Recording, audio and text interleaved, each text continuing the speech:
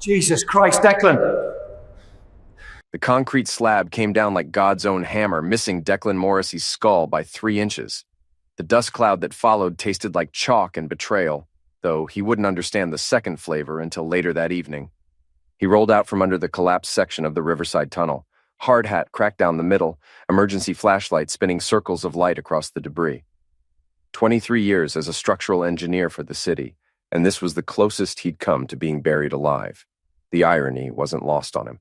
He'd signed off on this very tunnel's safety inspection just 6 months ago. Jesus Christ, Declan, Tommy Fitzpatrick's voice echoed from the entrance. You alive in there? Still breathing, Declan called back, brushing concrete dust from his jacket. His hands shook slightly, not from fear, but from the adrenaline rush of survival. At 48, he'd learned to recognize the difference. The drive home took longer than usual. Rain had started falling, turning the October evening into a mess of headlights and brake lights. Declan used the time to center himself, the way he always did after a close call. By the time he pulled into the driveway of his modest colonial on Maple Street, the shaking had stopped.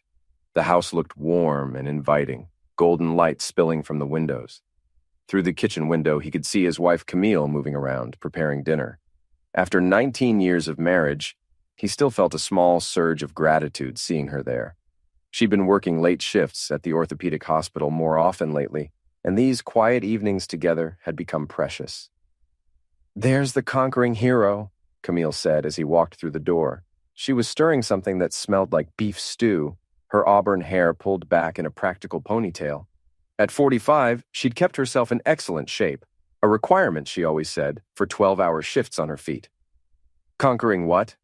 Declan hung his jacket on the hook by the door and loosened his tie. The infrastructure of our fine city. Eva called. She got the promotion at the marketing firm. Senior account manager. Camille's smile was genuine, the kind that had made him fall for her in the first place. She's taking us out to dinner this weekend to celebrate. Their eldest daughter had been struggling to make it in Philadelphia's competitive marketing world. The promotion meant she could finally stop worrying about her mortgage payments, the ones Declan had been quietly supplementing for the past year. That's fantastic news. He meant it. Eva had inherited his work ethic and Camille's social intelligence. What about Isabel? How's freshman year treating her? You know how she is. Calls when she needs money, otherwise we get radio silence. Camille ladled stew into 2 bowls. She's 18, Declan. It's normal? Normal. The word had become their family's unofficial motto. Normal mortgage payments, normal college tuition, normal marriage. Declan had built his entire life around being normal, reliable, steady. It was what had attracted Camille to him in the first place, or so she'd told him on their 3rd date, 20 years ago. I almost got crushed by a concrete slab today, he said, settling into his chair at the kitchen table. Camille paused, spoon halfway to her mouth. What? Tunnel inspection, section collapse, missed me by inches. He took a bite of stew, savoring the warmth. Makes you think about mortality. Oh my God, Declan, are you hurt? She reached across the table to touch his hand. Just shaken up. But it got me thinking, maybe we should take that vacation we've been talking about. Costa Rica, remember? The one we saw in that travel magazine. Something flickered across Camille's face, so quickly he almost missed it. Annoyance? Frustration? It was gone before he could be sure. We can't afford Costa Rica right now, she said. Not with Ava's situation and Isabel's tuition. We could make it work. Life's short, Camille. Today proved that life's also expensive. Her tone had shifted, becoming slightly sharper. Some of us have to be practical. The comment stung, but Declan let it slide. Camille had been working double shifts lately, picking up extra administrative duties at the hospital. She was tired, stressed. He understood. After dinner, they settled into their usual routine. Camille retreated to her home office to catch up on paperwork while Declan channel surfed in the living room. The near-end experience had left him restless, unable to focus on the mindless sitcoms Camille usually enjoyed. He wandered upstairs to check his email, settling into the small desk in their bedroom. Bills, work updates, spam. Nothing unusual. He was about to close the laptop when he noticed Camille's phone charging on her nightstand. It was buzzing. Declan had never been a jealous husband. In 19 years of marriage, he'd never once checked Camille's phone or questioned her whereabouts. Trust had been the foundation of their relationship from the beginning. but something about the insistent buzzing made him glance over. The screen lit up with a message notification, not from her usual phone. This was a second device, smaller and sleeker than her regular iPhone, a phone he'd never seen before. Can't wait to see you tomorrow. Room 412 at the Marriott. W. Declan stared at the message until the screen went dark. Then he sat there in the growing darkness, listening to the sound of his own breathing. 23 years of engineering had taught him to methodically analyze problems. First, gather data, then form hypotheses. Finally, test conclusions. The data was limited but clear. Camille had a second phone. Someone named W was meeting her at a hotel room. The timing suggested a pattern. Her recent late nights, the extra shifts she'd mentioned.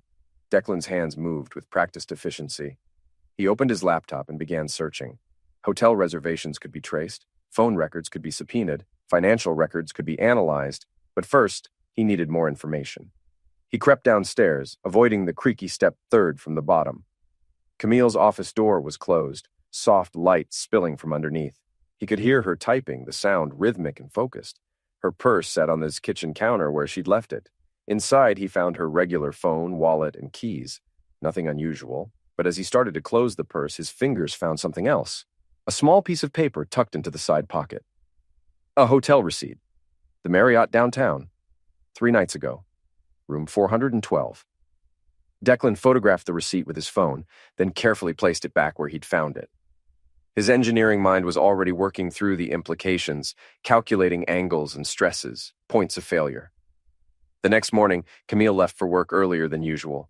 She kissed him goodbye at the door, the same quick peck she'd given him every morning for 19 years. But this time, Declan noticed things he'd missed before. The way her eyes didn't quite meet his. The slight tremor in her voice when she said she'd be working late again. "Another double shift?" he asked. Dr. Klein scheduled an emergency board meeting. Budget review. She adjusted her purse strap, the same purse that had held the hotel receipt. "Don't wait up." After she left, Declan sat at the kitchen table with his coffee and planned his day. He had 3 tunnel inspections scheduled, routine work that would keep his hands busy while his mind processed what he'd discovered. But first, he made a phone call. "Fitzpatrick Investigations," a gravelly voice answered. "Tommy, it's Declan Morrissey. I need to ask you about something." Tommy Fitzpatrick had been Declan's college roommate before becoming a private investigator. They'd stayed in touch over the years, meeting for drinks every few months to complain about the Phillies and their aging bodies. "What's going on, Dec?" "Hypothetically speaking, if someone wanted to verify certain activities, what would be the best approach?" "Hypothetically speaking, you sound like a man who's found something he wishes he hadn't." Declan said nothing. "Meet me at Flanagan's after work," Tommy said. "We'll talk." The day passed in a blur of concrete and measurements. Declan went through the motions of his inspections, but his mind kept returning to the hotel receipt, the mysterious phone, the message from W. By evening, he'd formed a working hypothesis. Camille was having an affair. The evidence was circumstantial but compelling. The question now was what to do about it. Flanagan's was crowded with the usual after-work crowd. City employees, contractors, a few cops from the local precinct. Declan found Tommy in their usual booth, nursing a beer and reading the sports section. "You look like hell," Tommy said without looking up. "Feel worse." Declan ordered a whiskey, neat. "I need your help." Tommy folded his newspaper and leaned forward. "What kind of help?" Declan told him about the phone, the hotel receipt, the pattern of late nights. Tommy listened without interruption, occasionally nodding or making notes on a cocktail napkin. "Dr. Klein," Tommy said when Declan finished. "That's got to be Wesley Klein, head of orthopedics at Riverside General, divorced about 6 months ago, messy settlement. You know him?" "Know of him. His ex-wife hired me to document his assets during the divorce proceedings. Guy's got a reputation for being ambitious." "Ambitious how?" "Let's just say he's not shy about mixing business with pleasure. Hospital administration's been keeping a close eye on him since the divorce." Declan finished his whiskey and ordered another. "I need to know for sure, Tommy. I need evidence." "Evidence for what? Divorce proceedings?" "Maybe. Or maybe I just need to know how deep this goes." Tommy studied his friend's face. "Dec, you're not thinking clearly right now. You're hurt and angry, and that's natural. But don't do anything stupid." "Define stupid." "Anything that lands you in jail or dead. Trust me on this." Revenge is a luxury most people can't afford. Declan nodded, but his mind was already moving ahead, calculating angles, measuring stresses. Every structure had a breaking point. Every system had vulnerabilities. "I'll be careful," he said. Famous last words. That night, Declan lay in bed listening to Camille's breathing. She'd come home after midnight, sliding into bed quietly and mumbling something about the board meeting running late. In the darkness, he could smell hotel soap on her skin. He waited until her breathing became regular, then carefully extracted himself from the bed. The second phone was still on her nightstand, charging silently. Declan picked it up and scrolled through the messages. The conversation history painted a clear picture. Wesley Klein had been pursuing Camille for months, since shortly after his divorce. The messages progressed from professional courtesy to personal interest to explicit arrangements, hotel rooms, restaurant reservations, intimate details that made Declan's stomach turn. But it was the tone that hurt most. In the messages, Camille sounded like a different person. Playful, flirtatious, alive in a way she hadn't been with him in years. She called Wesley brilliant and exciting. She complained about her boring home life and her predictable husband. Declan scrolled back through months of messages, documenting everything. Screenshots, timestamps, location data. His engineering mind cataloged it all with mechanical precision, even as his heart shattered. The most recent messages made his blood run cold. Wesley: "Your husband suspects?" Camille: "No, he's completely oblivious. Probably wouldn't notice if I moved out." Wesley: "Maybe it's time to make that happen." Camille: "Not yet. Need to secure the finances first. He's got everything tied up in joint accounts." Wesley: "I can help with that. I know people." Camille: "Let's discuss it tomorrow. Room 412. Declan set the phone down carefully and walked to the bathroom. He splashed cold water on his face and looked at himself in the mirror. The man staring back was a stranger, hollow-eyed, pale, aged years in a single day. His phone buzzed with a text from Tommy. "Found something. Meet me tomorrow at lunch. Flanagan's." Declan deleted the message and returned to bed. Camille stirred as he settled back under the covers. "You okay?" she murmured. "Fine," he whispered, "just checking the time." She made a small sound of acknowledgement and rolled away from him. Within minutes, she was asleep again, leaving Declan alone with his thoughts and the weight of what he'd discovered. The next day crawled by with agonizing slowness. Declan went through his morning routine on autopilot. Shower, coffee, kiss goodbye from his cheating wife. At work, he buried himself in reports and calculations, anything to keep his mind occupied. At lunch, he met Tommy at Flanagan's. The bar was less crowded than the night before, mostly city workers grabbing quick meals between shifts. "I've got good news and bad news," Tommy said, sliding a manila envelope across the table. "The good news is your wife's boyfriend is in trouble. The bad news is he's taking her down with him." Declan opened the envelope.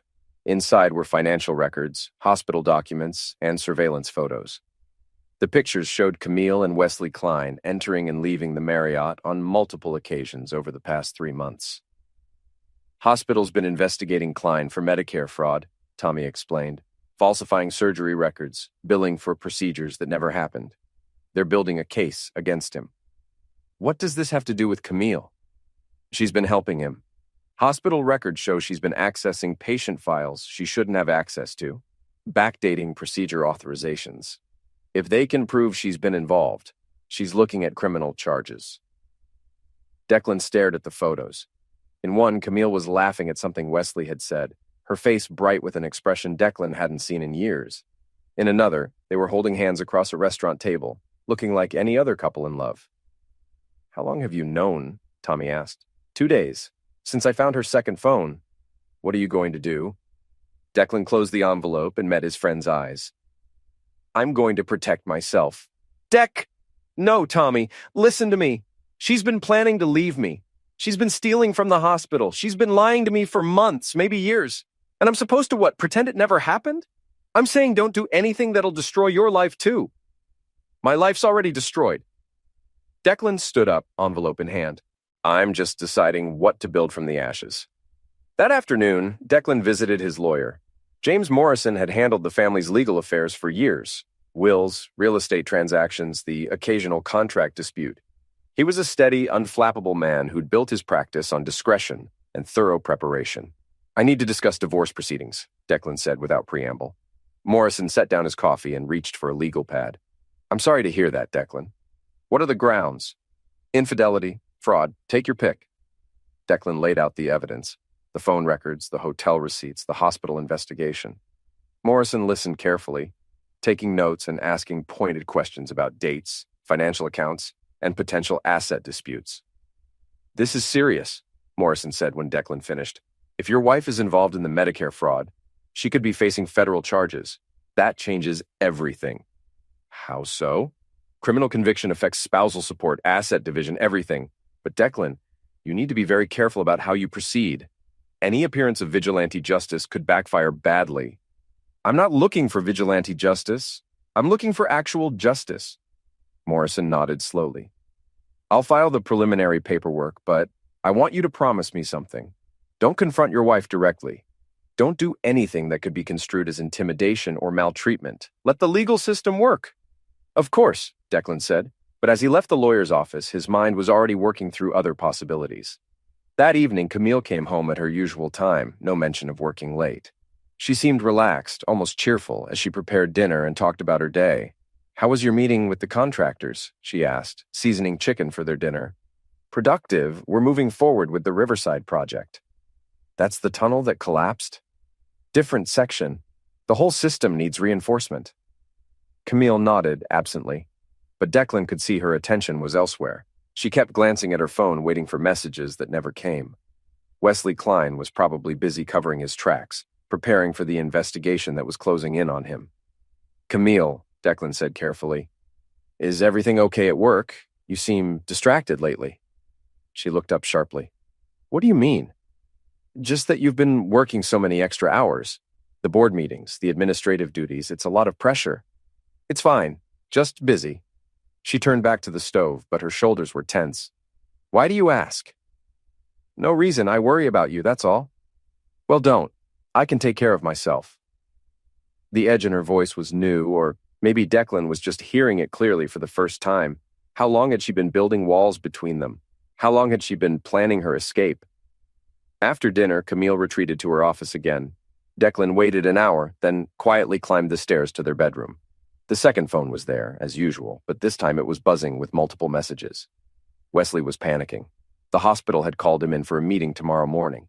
He wanted to see Camille tonight, needed to discuss damage control. The messages were frantic, desperate. Camille's responses were calmer, but equally urgent. She would meet him at the usual place. They needed to get their story straight. Most importantly, they needed to figure out how to protect themselves. Declan scrolled through the messages, documenting everything. Then he made a decision that would change the trajectory of his life forever. He called Tommy. I need you to follow them tonight, he said. Document everything, video if possible. Dec, I don't think... Tommy, they're meeting to destroy evidence. If we don't act now, they'll cover their tracks and disappear. What are you going to do? What I should have done from the beginning. I'm going to tell the truth. An hour later, Declan watched from his bedroom window as Camille left the house. She'd told him she was going to check on her mother, but he knew she was driving to the Marriott to meet her lover and co-conspirator. He waited 10 minutes, then made his first call. Hospital security? This is Declan Morrissey. I need to report suspected Medicare fraud involving Dr. Wesley Klein and nurse administrator Camille Morrissey. The security director listened carefully as Declan explained what he'd discovered. Financial irregularities, unauthorized access to patient records, systematic billing fraud. He had documentation, he said, evidence that could prove criminal activity. We'll need you to come in tomorrow morning, the director said. Bring everything you have. The second call was to the FBI's healthcare fraud tip line. A federal crime required federal investigation. Declan provided the same information, along with details about the conspiracy to destroy evidence. The third call was to Eva. Dad, what's wrong? It's almost midnight. I need you to come home, Eva. There's something important we need to discuss. Is Mom okay? Did something happen? Your mother is fine, but our family is about to face some challenges. I need you and your sister to understand what's happening before you hear it from someone else. You're scaring me, Dad. I'm sorry, sweetheart, but I promise you, everything I'm doing is to protect this family. Can you drive down tomorrow? Yes, I can be there by noon. Thank you. And Eva, I love you. I need you to remember that, no matter what happens next. The fourth call was to Isabel's dorm room. She was less receptive than her older sister, annoyed at being woken up and suspicious of the late-night family meeting. But she agreed to come home for the weekend. Declan's final call was to his mother. Martha Morrissey had been widowed for 5 years, living alone in the house where Declan had grown up. At 72, she was still sharp, still opinionated, still the moral center of the family's universe. "Declan? What's wrong?" "Mom, I need to tell you something about Camille." He explained everything, the affair, the fraud, the lies. Martha listened in silence, occasionally asking pointed questions that revealed how much she'd suspected over the years. "I never trusted her," Martha said when he finished. "Too smooth, too charming. Your father always said pretty words were like fresh paint. They covered up the rot underneath. I loved her, Mom. I still love her. Love isn't enough, son. Not when there's betrayal involved. What are you going to do?" "What Dad would have done. I'm going to fight for what's right."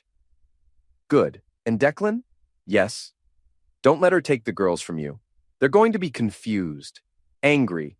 They might blame you for breaking up the family, but blood is thicker than water, and truth is stronger than lies." Declan hung up and sat in the dark kitchen, waiting for Camille to come home. Tommy had texted updates throughout the evening. Surveillance photos of Camille and Wesley entering the hotel. Timestamps that would be crucial evidence in the coming legal proceedings. Camille returned at 2 a.m., slipping into the house quietly and tiptoeing upstairs.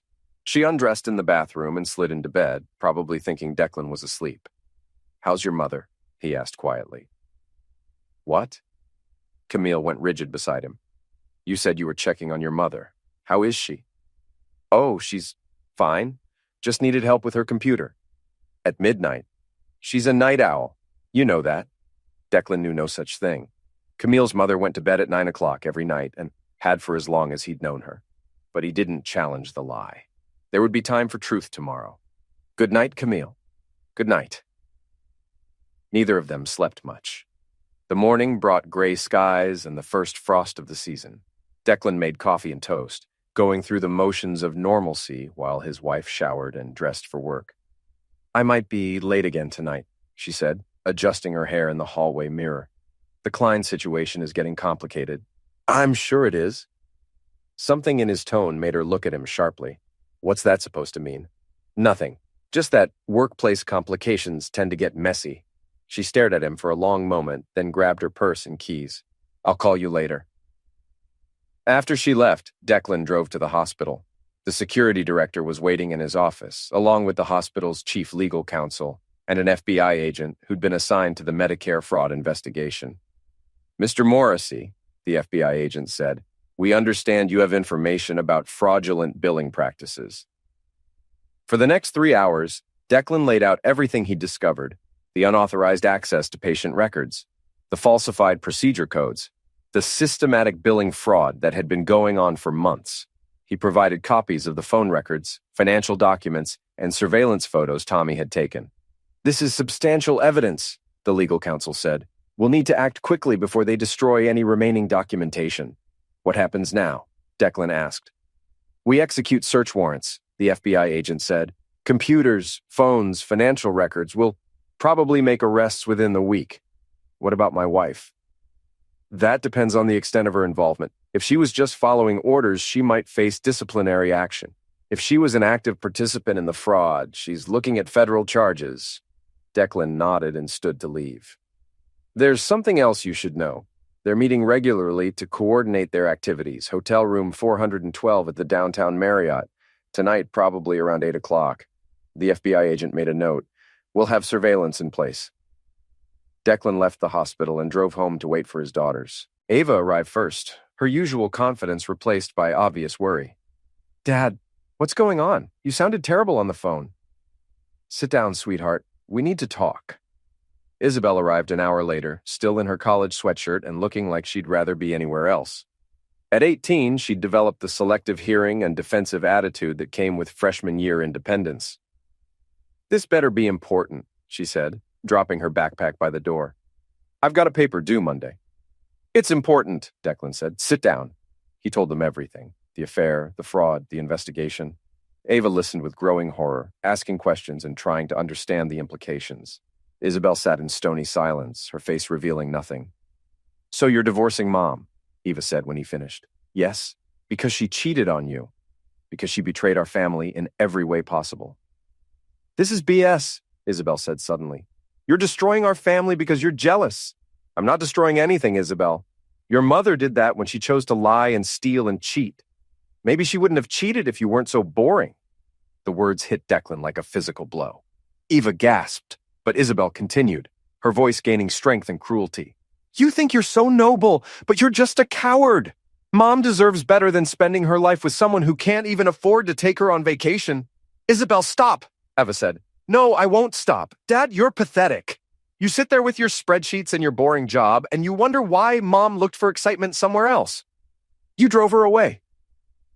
Declan felt something cold settle in his chest. I see. And now you're trying to destroy her career because you can't handle the fact that she found someone better than you. Someone better, Declan repeated. Someone who steals from sick people. You don't know what really happened. You're just making assumptions. I have evidence, Isabel. Documented proof. Then you're a sick person for spying on your own wife. Eva tried to intervene, but Isabel was on a roll, her 18-year-old righteousness and the college freshman confidence combining into something cruel and cutting. You know what, Dad? I'm glad Mom found someone who appreciates her. She's been miserable with you for years. We all saw it. We? Mom, me, Eva, even Grandma Martha. We all talked about how you were holding her back, how she deserved better. Grandma Martha even suggested Mom should look for someone who could make her happy. Declan felt the world shift beneath his feet. Grandma Martha said that? She said marriage was about finding joy, not just settling for security. She said Mom should experiment, see what else was out there. The room fell silent. Eva was staring at her sister in horror, but Declan was processing the deeper betrayal. His own mother had encouraged his wife's affair. I see, he said quietly. And what did you tell your mother when she asked for this advice? I told her to go for it, Isabel said defiantly. I told her life was too short to waste on someone who couldn't make her happy. And you, Eva? Eva's voice was barely a whisper. I didn't know she was married to someone else. I thought she was just unhappy. But you encouraged her to leave me. I encouraged her to find happiness. I didn't know she was committing crimes. Declan stood up slowly, his body feeling heavy and old. I want both of you to leave. Dad, Eva started. No, you've made your positions very clear. You think I'm boring and pathetic. You think your mother deserves better than me. You encouraged her to find that somewhere else. His voice was calm, almost conversational. So now you can live with the consequences of that advice. What do you mean? Isabel asked, some of her defiance wavering. I mean, you're on your own. No more mortgage help for you, Eva. No more tuition payments for you, Isabel. You want to support your mother's choices? You can support yourselves. You can't do that, Isabel said. I can do exactly that. I've already called the bank. Eva's mortgage supplement stops immediately. Isabel, your next semester's tuition is due in January. You'll need to find your own funding. That's not fair, Eva said, tears starting to fall. We're your daughters. You're your mother's daughters, Declan corrected. You've made that abundantly clear.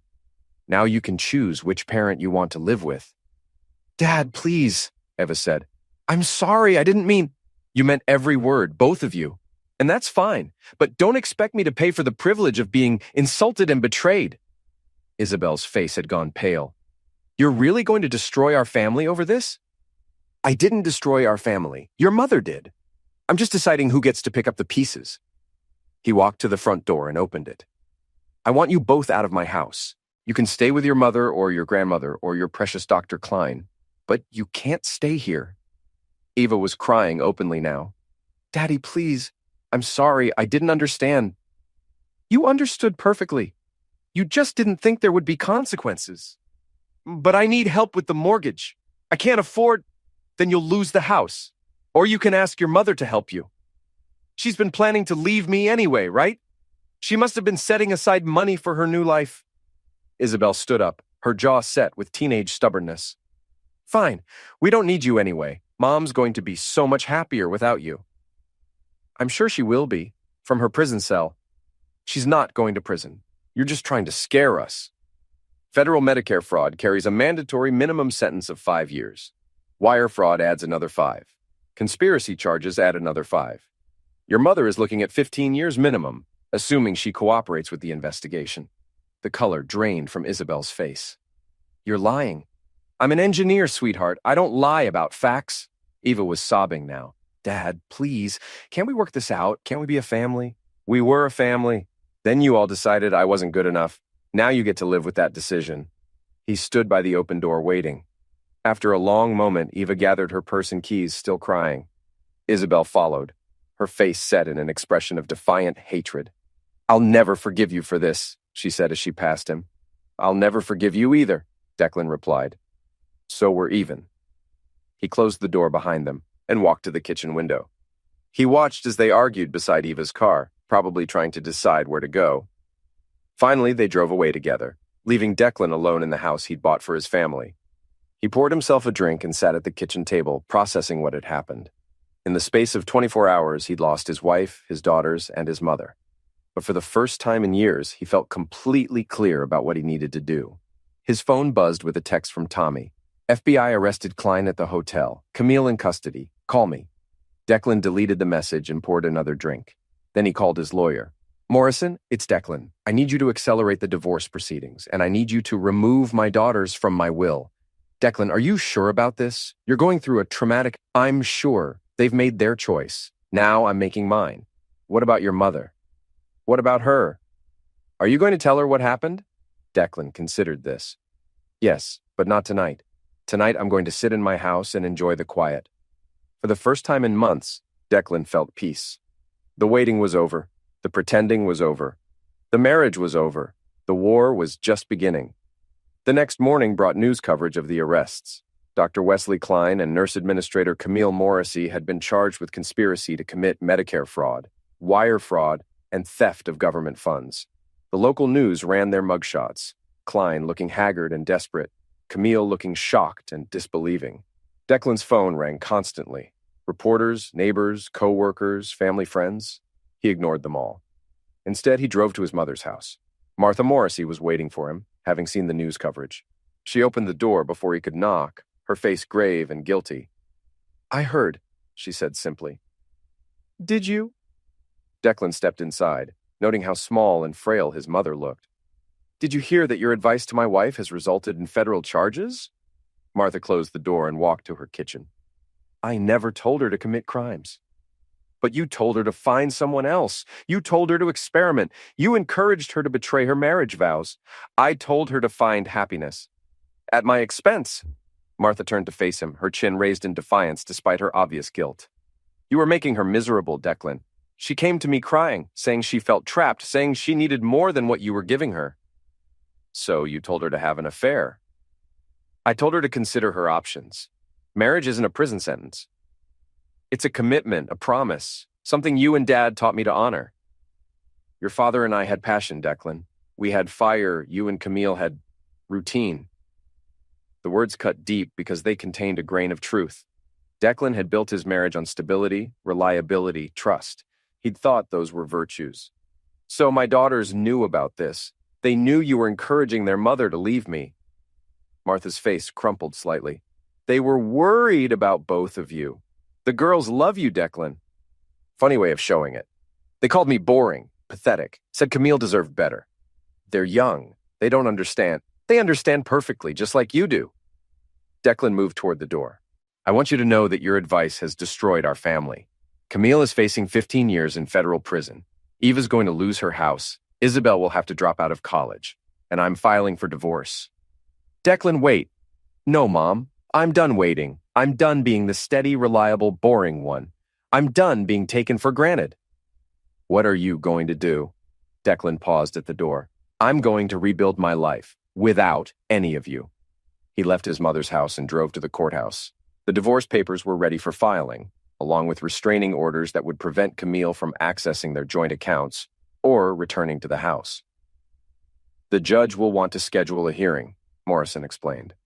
But given the criminal charges, this should be straightforward. You'll get the house, the retirement accounts, everything. What about spousal support? Criminal conviction eliminates her claim to alimony. She'll be lucky to avoid complete financial ruin. Declan signed the papers and walked out into the crisp autumn air. His phone buzzed with another call from Ava. but he sent it to voicemail. He was done being manipulated by tears and apologies. Instead, he drove to Tommy's office. "You look like a man with a plan," Tommy said, pouring coffee from a pot that looked like it hadn't been cleaned since the Clinton administration. "I need more information about Wesley Klein." "The guy's finished, Deck. Career over, medical license suspended, facing federal charges. What more do you want?" "I want to know how deep this goes, who else was involved, what other secrets he's hiding." Tommy leaned back in his chair. "You want revenge?" "I want justice." "Same thing sometimes. Klein destroyed my marriage. He corrupted my wife. He stole from sick people. And he's probably going to plea bargain his way to a lighter sentence while Camille takes the fall." "What do you want me to find?" "Everything. His finances, his other relationships, his medical history, his family connections. Everything that could be used against him. That's going to be expensive." "I can afford it." Declan pulled out his checkbook. "I've got 19 years of marriage savings and no family to spend it on." Tommy took the check and nodded. "I'll have a full report by the end of the week." Declan's phone rang as he left Tommy's office. This time, it was his lawyer. "Declan, we have a problem. Camille made bail. She's been released pending trial." "Where is she?" "We don't know. She's not allowed to contact you directly because of the restraining order, but she's legally free to move around the city." "What about the house?" "Still protected. She can't go within 500 feet of the property." Declan felt a cold satisfaction. Camille was discovering what it felt like to be homeless, cut off from her support system, facing an uncertain future.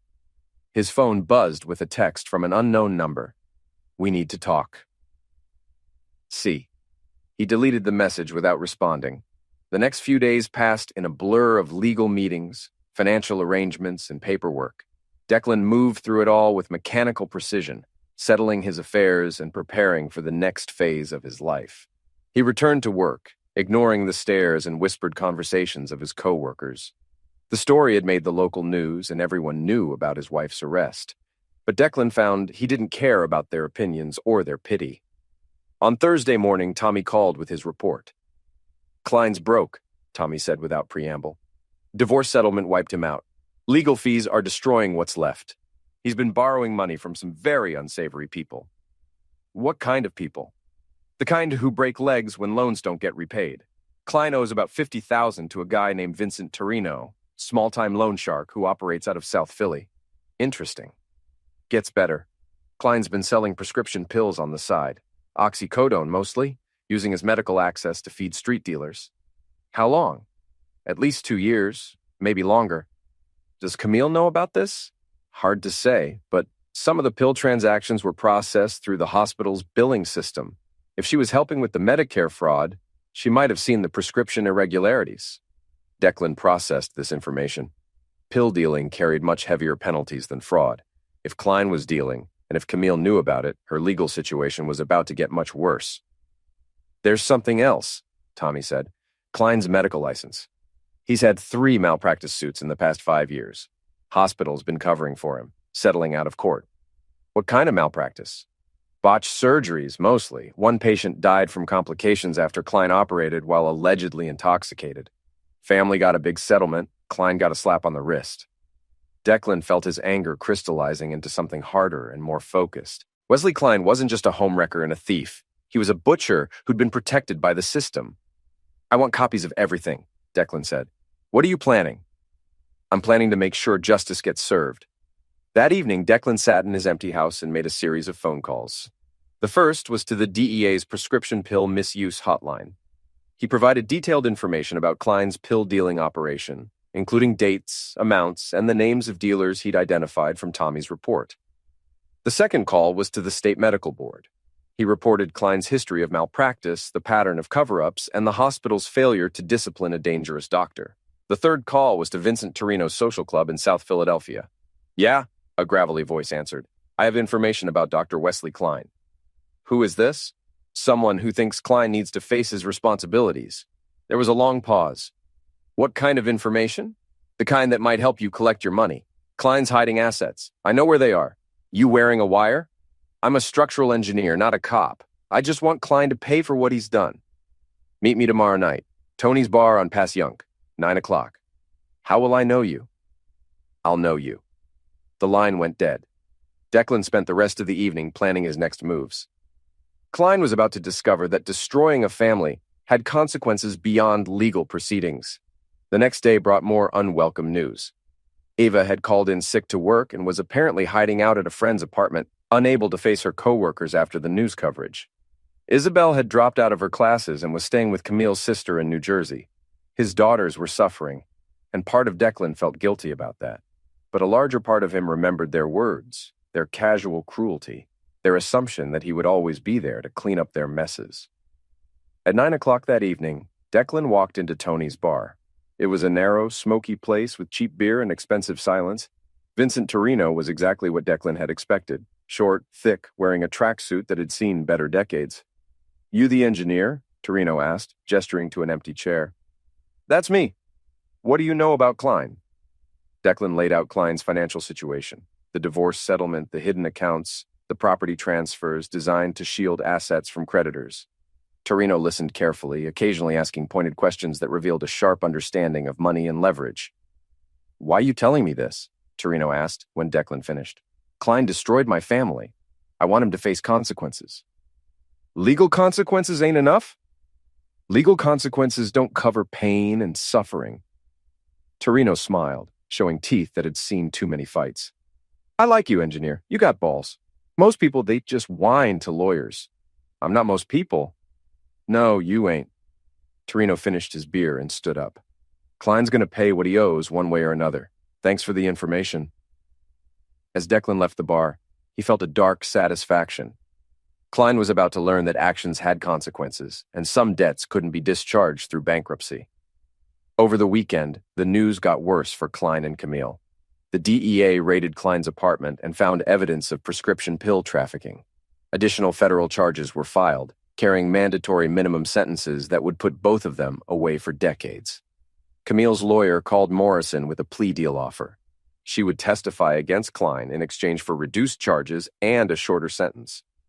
"What do you want me to tell them?" Morrison asked. "Tell them I don't care what she does," Declan said. "She made her choices. Now she gets to live with them." "Declan, she's still your wife." "She's my soon-to-be ex-wife. And a federal criminal. I have no interest in her legal strategy."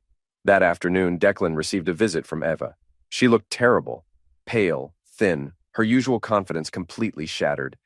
"Dad, please," she said when he opened the door. "Can we talk?" "There's nothing to talk about." "Yes, there is. I know you're angry and you have every right to be, but I'm losing everything. The bank's foreclosing on my house. I might lose my job. I need help." "You chose your side, Ava. You called me pathetic and boring. You said your mother deserved better than me. I was wrong. I was stupid and wrong, and I'm sorry." "Sorry doesn't pay your mortgage." Eva started crying again, the kind of hopeless sobbing that came from genuine desperation. "Dad, I don't know what to do. I don't have anyone else to turn to." "You have your mother. Mom's in jail. She can't help anyone." "Then you have Grandma Martha. She's the one who encouraged this whole situation. Grandma's broke too. Social Security barely covers her rent." Declan felt a moment of wavering, the old instinct to protect and provide reasserting itself. But then he remembered Eva's words, her casual dismissal of his worth, her encouragement of her mother's betrayal. "I'm sorry you're in this situation," he said, "but you helped create it. You encouraged your mother to destroy our family. Now you get to experience the consequences."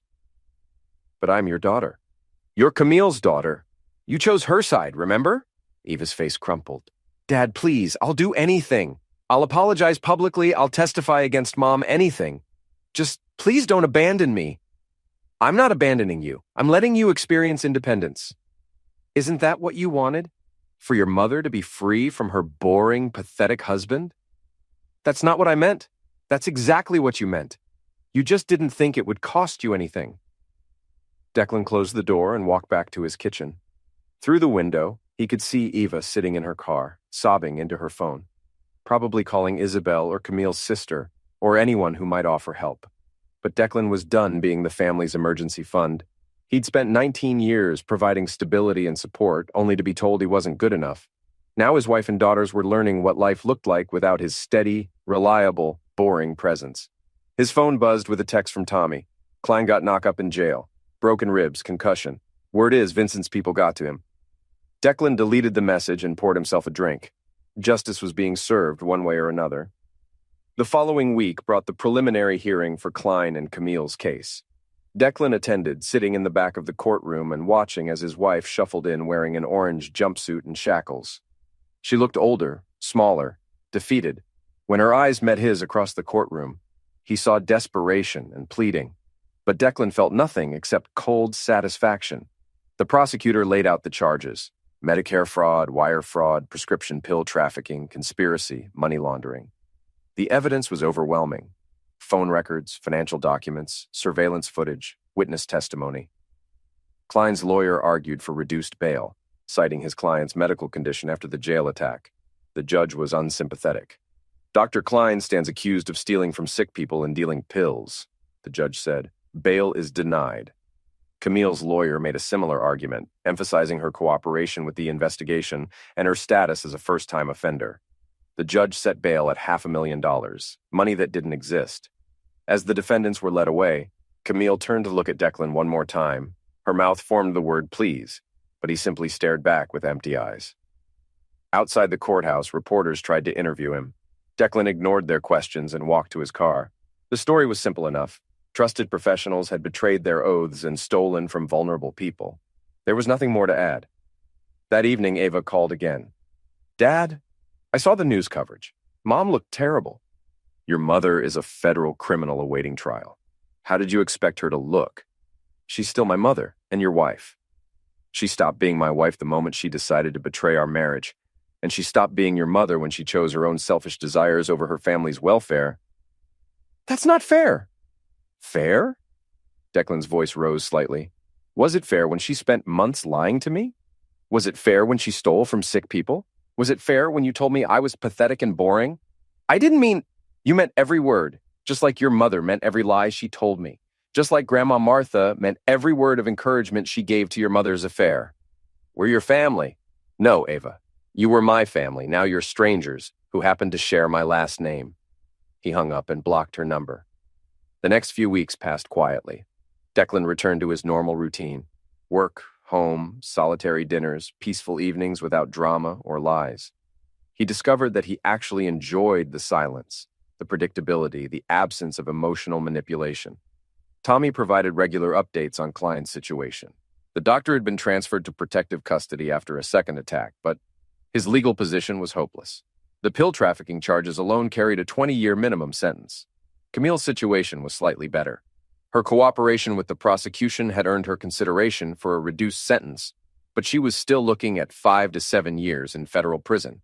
More importantly for Declan, the divorce proceedings were moving smoothly. With Camille unable to contest the filing and facing criminal conviction, the court was prepared to grant Declan everything he'd asked for: the house, the savings, the retirement accounts, even Camille's car and personal property.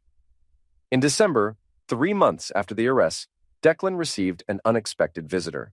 Vincent Torino stood on his front porch, wearing the same tracksuit and the same carnivory smile. "Engineer," Torino said. "Got a minute? What do you want?" "To thank you. Klein paid up, with interest." "I don't know what you're talking about." "Of course you don't. But hypothetically speaking, if someone had provided information that helped collect a debt, that someone might be entitled to a finder's fee." Torino handed Declan an envelope. Hypothetically, inside was $5,000 in cash. "I can't accept this," Declan said. "Sure you can. Think of it as compensation for services rendered, or a Christmas bonus, or whatever helps you sleep at night." Torino started to leave, then turned back. "You know, engineer, you got a talent for this kind of work. If you ever get tired of inspecting tunnels, give me a call." Declan closed the door and stared at the money. It represented everything he'd never wanted to become: vengeful, calculating, willing to use violence by proxy. But it also represented justice served when the legal system moved too slowly.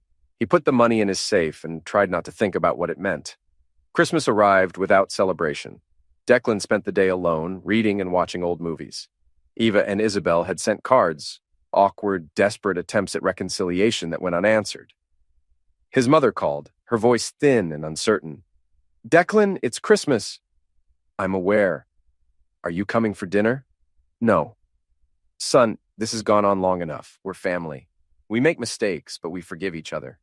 "Some mistakes can't be forgiven, Mom. Some betrayals are too deep." "I never meant for any of this to happen." But you did mean to encourage my wife to have an affair. You did mean to undermine my marriage. You did mean to turn my daughters against me." Martha was crying now. I thought, I thought she was unhappy. I thought she needed more excitement in her life. She had excitement. She had love, security, loyalty, commitment. She had a family. But that wasn't enough for her, and it wasn't enough for you. What can I do to make this right? Nothing, absolutely nothing. He hung up and turned off his phone. In January, the plea bargains were finalized. Klein pled guilty to all charges in exchange for a 25-year sentence. He would be eligible for parole in 15 years, assuming he survived that long in federal prison. Camille pled guilty to fraud and conspiracy charges in exchange for a 7-year sentence. She would likely serve 5 years with good behavior. The divorce was finalized the same week. Declan walked out of the courthouse as a free man, legally and financially independent, tied to no one, and responsible for no one except himself. That evening, he drove to the Riverside Tunnel where his ordeal had begun 6 months earlier. The section that had collapsed had been repaired and reinforced. The tunnel was stronger now, more resistant to the stresses that had caused the original failure. Declan understood the metaphor. Sometimes structures needed to collapse completely before they could be rebuilt properly. His phone buzzed with a text from an unknown number. "Dad, it's Eva. I got your number from Uncle Mike. I'm sorry for everything. I know you probably won't read this, but I need you to know that losing you has been the worst part of this whole nightmare. I love you." Declan stared at the message for a long time. Part of him wanted to respond, to rebuild something from the wreckage of their relationship. But a larger part of him remembered the casual cruelty, the entitled expectation that he would always be there to fix their problems. He deleted the message and drove home to his empty house. Spring arrived with new construction projects and the promise of longer days. Declan had settled into his new routine: work, solitary dinners, evening walks, weekend projects around the house. He'd lost 30 pounds and gained a sense of purpose he hadn't felt in years. Tommy stopped by one evening with news. "Klein's dead," he said without preamble. "What?" "Found him in his cell this morning. Apparent self-destruction. Bedsheet noose." Declan felt nothing except mild curiosity. "Any note?" "Nothing official, but word is he couldn't handle the prospect of 25 years inside." "What about Camille?" "Still serving her time. Model prisoner, apparently. Could be out in 4 years." Declan nodded and offered Tommy a beer. They sat on the back porch, watching the sunset paint the sky in shades of orange and red. "You ever regret it?" Tommy asked. "The way things turned out?" "Regret what? Telling the truth? Refusing to be taken advantage of? Standing up for myself? Cutting off your family?" Declan considered this. "They cut me off first, Tommy. I just made it official. And if Eva or Isabel came to you tomorrow, genuinely sorry, wanting to rebuild, then they'd discover that some bridges, once burned, can't be rebuilt." Tommy nodded and finished his beer. "You've changed, Deck. You're harder now. I'm more honest now. I spent 48 years being what other people wanted me to be. Steady, reliable, forgiving. It nearly destroyed me. And now I'm what I choose to be, and I choose not to be anyone's safety net." As summer turned to fall, Declan received word that his mother had died. Heart attack. Quick and painless, according to the doctor. The funeral was small. A few church friends, some distant relatives, Eva and Isabel looking lost and alone. Declan watched from across the cemetery, far enough away to avoid conversation, but close enough to pay his respects. When the service ended, Eva started walking toward him, but he was already gone, disappearing into the crowd of mourners. Martha's will left everything to her granddaughters: the house, her savings, her personal effects. It wasn't much, but it was something. Declan felt no resentment about being excluded. His mother had made her choice, just as he'd made his. 2 years after the arrests, Declan received a letter from Camille. It had been forwarded through Morrison's office, since she didn't have his current address. "Declan, I know you probably won't read this, but I need to try. I've had 2 years to think about what I did to you, to us, to our family. There are no excuses. I was selfish, cruel, and stupid. I threw away 19 years of marriage for a few months of excitement. I know I destroyed everything. I know the girls blame me for losing you. I know I ruined their lives as much as I ruined ours, but I need you to know that I never stopped loving you, even when I was betraying you. Wesley is dead. I suppose you heard. He couldn't face the consequences of what we'd done. I think about that every day. how our selfishness led to so much destruction. I don't expect forgiveness. I don't deserve it. But I want you to know that I understand now what I had, what I threw away. You were the best man I ever knew, and I was too stupid to appreciate it. The girls ask about you sometimes. They're struggling, but they're surviving. Eva lost her house, but found a smaller apartment. Isabel finished college on loans and grants. They both regret what they said to you. They both love you. I'll be released next year. I don't know where I'll go or what I'll do. I just know that I'll spend the rest of my life regretting what I did to you. I love you. I always loved you. Camille Declan read the letter twice, then fed it into his paper shredder. Love without loyalty was just words. Regret without consequences was just sentiment. He poured himself a drink and sat on his back porch, watching the sun set over the city he'd spent his career keeping safe. In the distance, he could see the lights of the Riverside Tunnel, stronger now than it had ever been. Some structures could be repaired.